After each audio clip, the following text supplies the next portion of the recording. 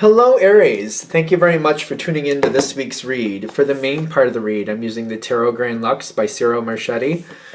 Website is usgamesinc.com here at the top if you want to check it out.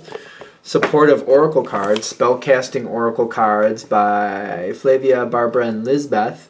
They're their full names if you're interested. On the back here is the website, shewhoisart.com. Feel free to check that out if you want to, or any of those other websites if you see something there you want to check out. All right, what do we have for Aries?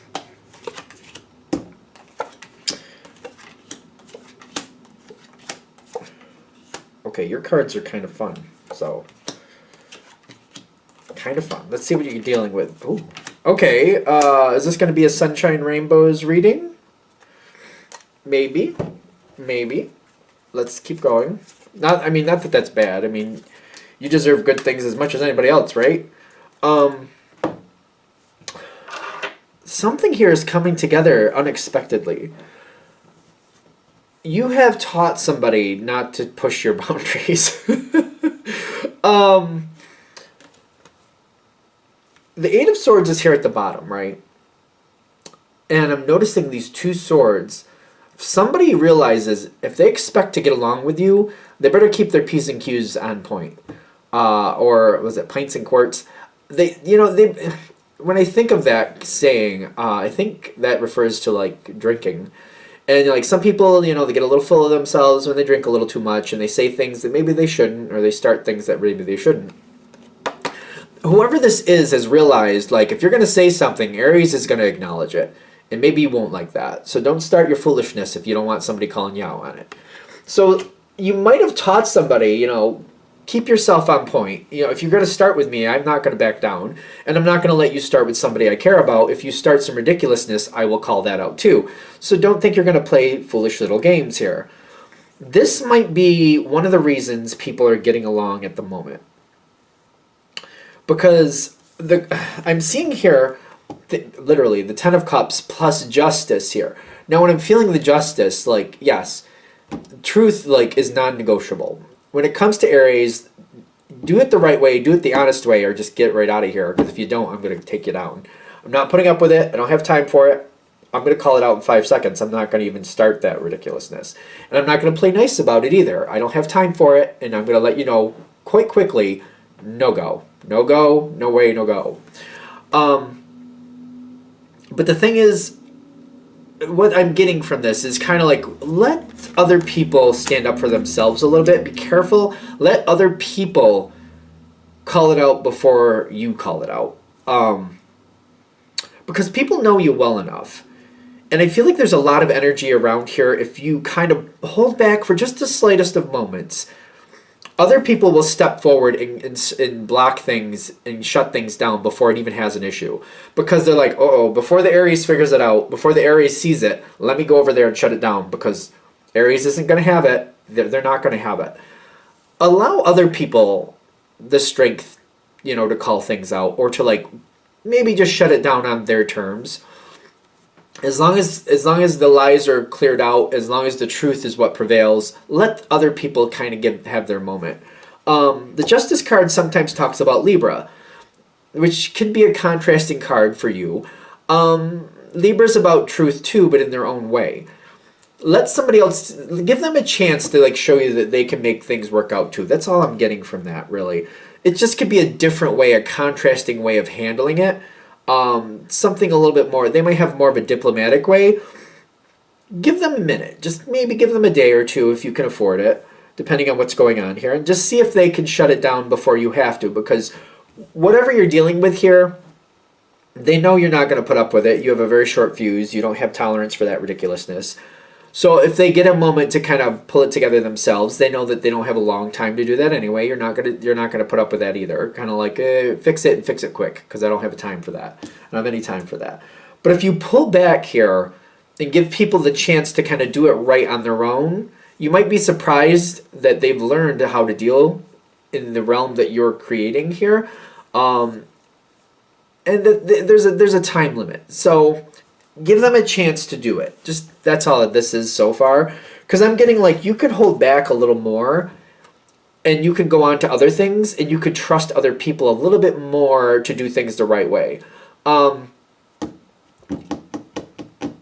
For example, if you have 10 things in a week, start off by 3 times in that week letting other people have a little bit more leeway than you would normally allow, and just give them a chance to prove to you that they can do it the right way.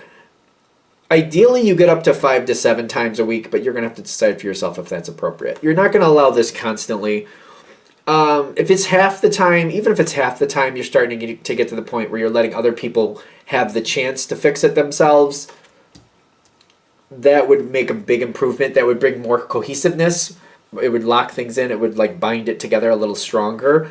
It would also help people get along a little bit better. Because I'm getting here, whatever this is, and it could be career. Literally, you got the career card here. When you kind of pull back and let other people do what they need to do and you just watch, kind of like, listen, I'll step forward if I need to, but I'm going to give you a chance to do it the right way. It just makes it more cooperative. This will go in seasons. I'm getting that with the career card too, because I feel like a seasonal energy here. Currently, it could go like that.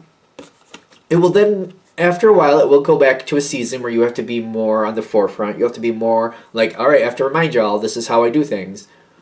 But make sure it's seasonal. It feels seasonal, kind of like, it may literally be seasonal. Like, you know, in the wintertime, maybe you have to be more on point because people are more bored and they're not doing these things, or they're cold, or they're cranky. But then in the summer, they're more cooperative, they're more relaxed, they're more doing things the way they're supposed to. It could be literally seasonal like that. Just keep that in mind. But make sure you're not constantly being the warden of the situation. It's not going to serve you or them, whoever those people may be. Kind of take it for a while. Realize that it goes seasonally, which also, like, if it's good for a while, it'll probably be good for a few months. So you can relax for a few months, enjoy your life a little bit more. If it gets more restrictive or more like, all right, I have to keep my eye on this, that'll probably hang out for a few months as well. But we want to transition in and out of these phases if we can. Does that make sense the way I'm saying that? Because I feel like you'll understand. Aries is usually kind of like, if I have to keep my eye on it, then I'm going to just keep my eye on it. That seems to be how I've understood Aries. But you can pull back a little bit if you feel you can trust people. It's kind of like tempering the metal. If you kind of pull back and come close and pull back and come close, it makes the situation a lot stronger. It'll also make you a lot happier in the long run if you can do that. This isn't one of those cut and dry, this is just how you handle it situations. You got to kind of move with it. I think Aries can do that. As long as you kind of feel like I can keep my eye on it, because you will keep your eye on it, and you just kind of move in a little bit closer. But when it starts slipping, maybe you're going to have to stay in a little bit closer, a little bit longer than expected. There will be always somebody waiting for their moment to cause issue. There always will be. I'm getting that Page of Swords. It's a tricky card. Sometimes it's good, sometimes it's not. That's good. That's kind of true with most cards, but the way I'm feeling with it right now is like there's always going to be somebody looking to screw the thing up a little bit. By going forward and pulling back and going forward and pulling back, you kind of expose this person. They expose themselves because you're watching whether they know it or not. It's just whether you're acting. That's the difference. I feel like you're going to constantly be watching. It's just how much you're acting on it. And if you push forward, pull back, push forward, pull back, you get a little bit more like, all right, I'm going to call this out myself. I'm going to watch everything myself versus I'm going to pull back and let other people kind of sort it out themselves. I know what's going on, but I'm going to hold back for a minute and see what they do. I feel like the troublemakers, they get a little bit too cocky and they think you're not watching. It's like they don't realize you're watching. Even if you flat out tell them, it's like they don't believe you. And then they screw up and they do stuff and you see what people are really made of. So it kind of exposes people more doing it that way too. The ebb and flow, it exposes the truth about what's really going on. Kind of like, look at that. I thought you were better than that. Turns out you're not. You're going to have to go. You're going to have to go. The ebb and flow. It's the ebb and flow. I know, the ebb and flow. Is there something else besides this? There's really good energy going on here. Things get a lot better. The Sun card is telling me this can go really well. There's always going to be this little bit of a weirdness here, but we want to expose the truth. It's the thing with the cat. Like, I have a cat. I love my cat, but he's a little troublemaker sometimes, but he's very lovable at other times. It's also exposing, is somebody more of a little troublemaker, or is somebody like a real problem? That's also something you'll be able to get out of by doing this ebb and flow. There's a difference between people who are just, they cause trouble, but it's not really devastating. It's just, they're, it's almost like, oh, are you bored? What are you doing? They're still good for the overall situation, but they're a troublemaker. That's one thing. Versus somebody who's literally out to create devastation. There's a difference between that. And you get to see more of like who somebody really is. Like, is somebody just like, they're just a troublemaker? Like, I've known people in my life, they're actually good people, but they just create problems. They just do. They're problematic like that. I wouldn't say they were bad people, but you kind of got to keep your eye on them to see like what they're going to do next, and kind of like, all right, what are you doing? All right. Versus people who are just really just flat out nasty to the core, just flat out nasty. And you'll be able to see the truth of that more. That's a difference. There's a difference there. I don't know. There's a reason I'm saying it. I'm sure for the people that's going to make sense with, you'll understand that better. Because I feel like I feel like Aries can tolerate people who are troublemakers, but they won't tolerate people who are just literally just rotten to the core. Which I'm kind of interested to understand that a little bit more. Because there's people who are troublemakers, but they'll honestly tell you what they did, almost as if they're proud of it. It's there. But then there are people who are lie and they're looking to create serious damage. That's definitely different. Definitely different. Especially when you got troublemakers who can kind of help bring forward the truth a little differently, because they're a little bit of a wild card. People are distracted by that. And when people are distracted by the troublemakers, they're like, oh, look what you really are. And look what you're really doing. And now that you're so caught up in the troublemaker, I can see who you really are. So, I don't know. Aries is not a simple, you're not simple. Aries people are not simple. You can definitely be strategic when you want to be. And I understand it's like, especially when you know what's really going on. I find it interesting. I didn't know the troublemaker energy was that. It can be a very strong ally for you. Especially when you know the truth behind the troublemaker. And then the other people don't, and then you're like, you can find more truth with their assistance. When the troublemaker is honest with you, that's a whole different story. I didn't really think of it, because that's strategy. That's strategic. It depends. I have had friends like that. Now that I'm realizing it, I've had friends that are a little bit pushing it. They push the button.